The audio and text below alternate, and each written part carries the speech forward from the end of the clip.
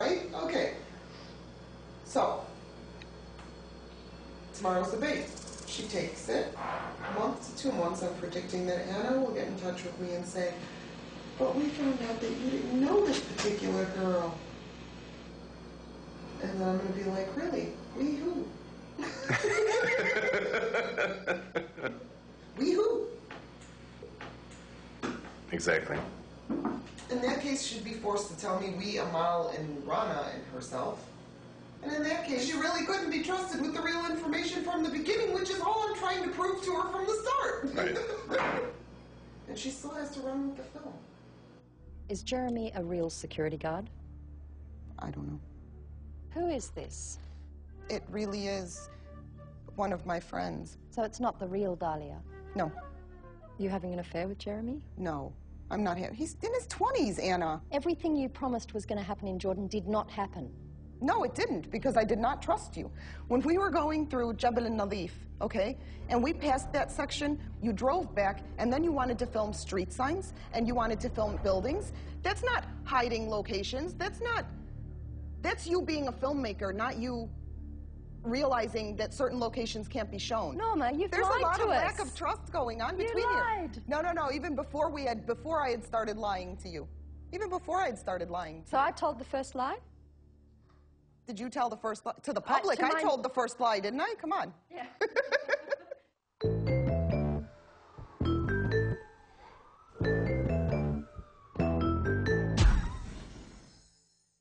This was the woman that we believed was the main victim of her biggest crime.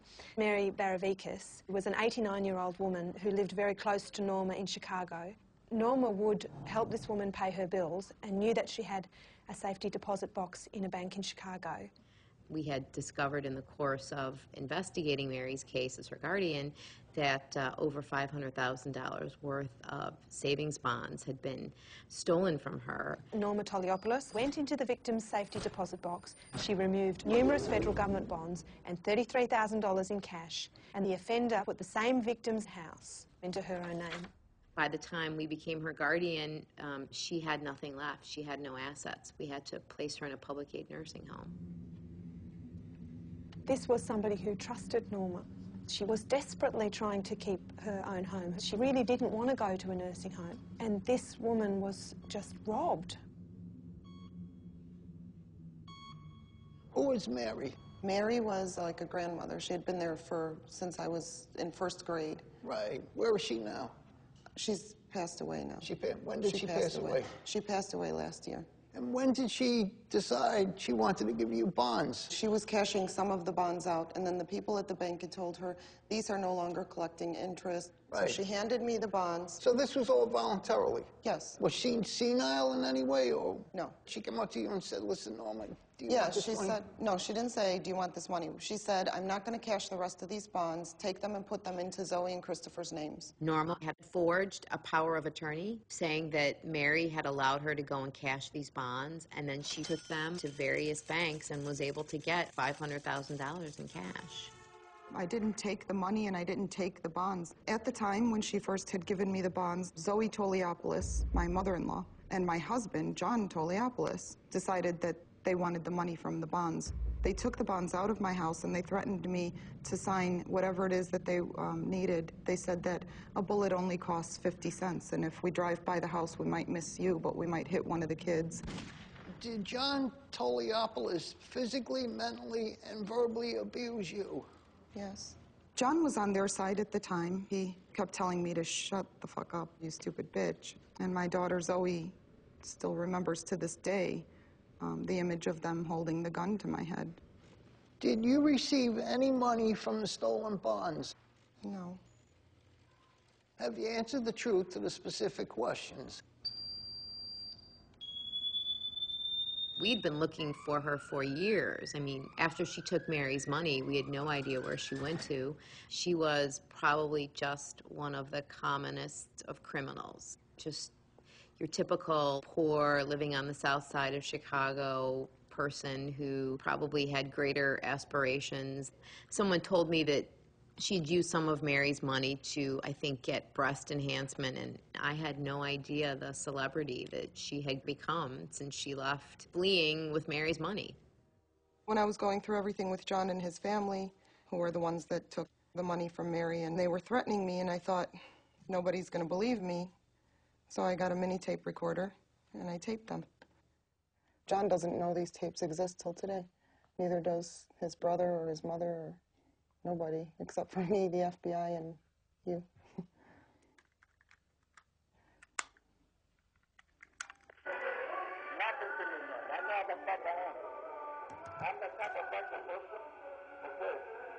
He's trying to convince me that he wasn't. He has a good heart. He wouldn't have really hurt me. He was just threatening. I know, but you pissed me off. I'd never fucking do that. I pissed him off because I wanted to go to the police. I pissed him off. That's when I say to him, all those times I wanted to go tell the police and you kept threatening me. You know, I wasn't the only one that believed your threats. Other people kept warning me that you would kill me. Yum. Very nice. Norma, where are you so you can join me on this wonderful meal? It's been 2 years now since I've seen Norma and the children. About 2 years. I miss them. I do miss them. I didn't go with them because I had a problem with my visa. I stayed behind here. I built up a painting company, and still to this day, thank God, you know, with this help, I've been doing great, and I've been able to make money for myself and send Norma and the kids. It's been 2 years. Are you still married? Of course, absolutely. We talk on the phone frequently, so as far as I'm concerned, yeah, I'm still married. When did the marriage end for me? Wow, long time ago. When I first married John, I was 19 and stupid. Before we were married, he was controlling but not abusive. After we were married, he was controlling but abusive. It was a mockery. There's police reports on file. He tried to run me over with a car. He had me pinned between a gate, the driveway gate, and the car. And So you went with him to Greece. How was that for your marriage?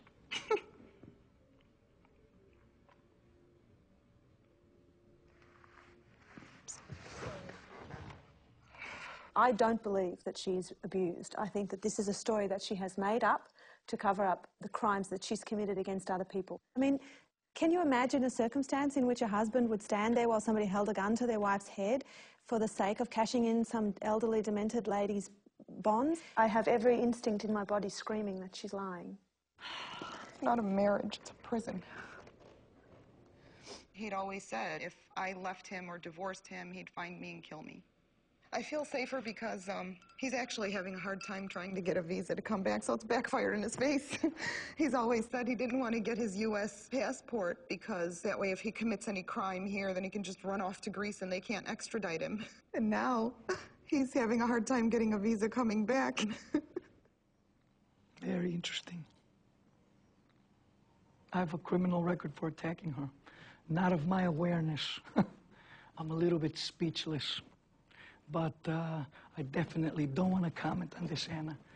This thing is something between me and Norma. It'll have to be discussed a little bit more. I'm checking the reactions to the polygraph test. And what I see is not very good. When I asked her, did Mary give you the bonds voluntarily, she told me yes. But as you can see, there's reactions of deception to that question. That's why I asked her if the elderly woman was senile.